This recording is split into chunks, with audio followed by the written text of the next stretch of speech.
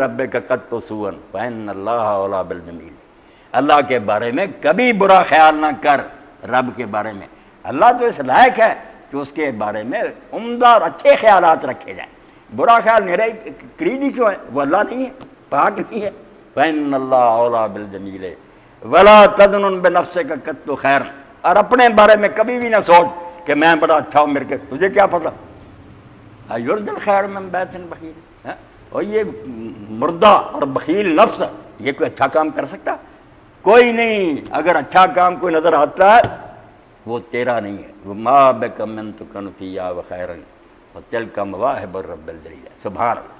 فرماتے ہیں اگر تجھے اپنے اندر کوئی تقوی، کوئی خیر نظر آئے تو اس حرام دادے نفس کا کبھی نہیں ہو سکتا۔ یہ تو شیطان ہے، ظالم جاہل ہے۔ وہ رحمان رب جلیل کے انعامات ہیں۔ وہ فضل فرما رہا ہے کہ تو نمازیں پڑھ رہا ہے، قرآن پڑھ رہا ہے، دین کی طرف آ رہی ہے، مواہب ہیں اس کے عطیے ہیں۔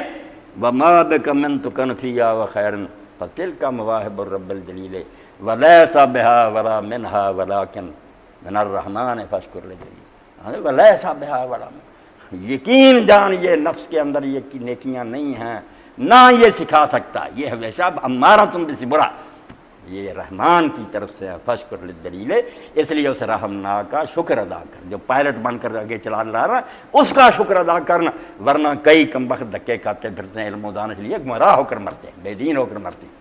تو پوری نظم میں سے کچھ پڑھ لیے، اسی پر لکھے ہیں کہ ظن سوء کرتے، اللہ کے بارے میں برے گمان کرتے، یہ کفر کے شعبے ہیں، نفاق کے شعبے ہیں۔ بندہ مومن جو اللہ کو مانتا کہ اللہ تو ہے ہی قدوس اور اس میں تو برائی نام کی کوئی شے ہے ہی نہیں، وہ غلط کام کرتا ہی نہیں، اس کے بارے میں کیوں سوچ رہا کہ یہ کیوں ہوگی؟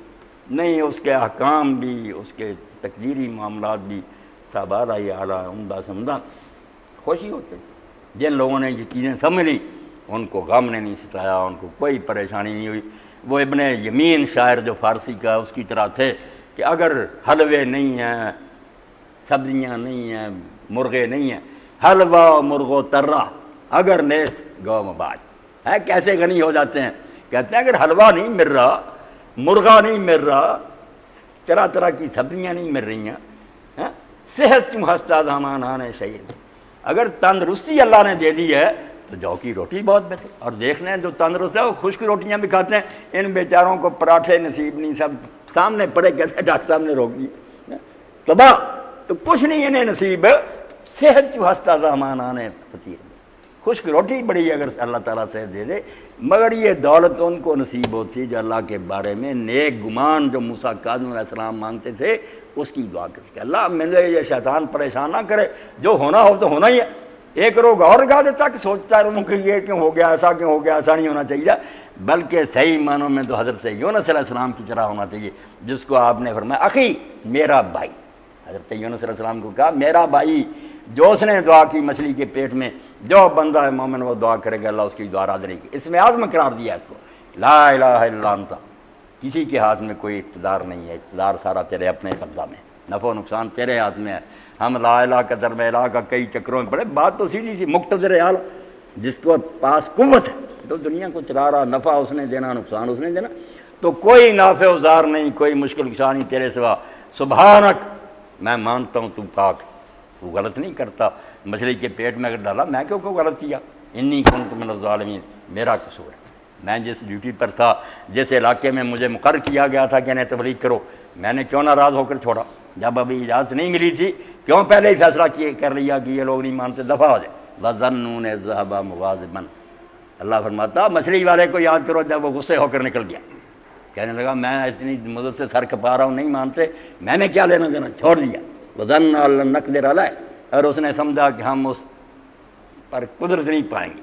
دیکھیں ان کے خیال میں نہیں تھا، مگر پیغمبر کی چھوٹی بات پر بھی ایسے گرفت ہوتی کہ یہ تو ایسے معلوم ہوتا جیسے یونس نے سمجھ لیا کہ ہم پکڑ نہیں سکتے۔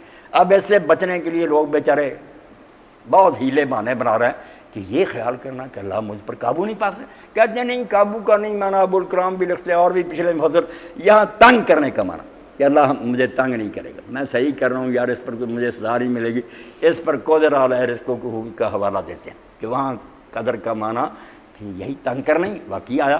مگر پوچھا جاتا ہے یار ہر چیز کا آگے پیچھے ہوتا ہے جس سے پتہ چلتا ہے کہ یہ تنگ ہے، جہاں تنگ کرنے کا معنی وہاں مفعول ذکر ہے، صاحب کیا تنگ کیا ہے، رزق تو ہو، اس کا ذکر رزق تنگ کیا جائے.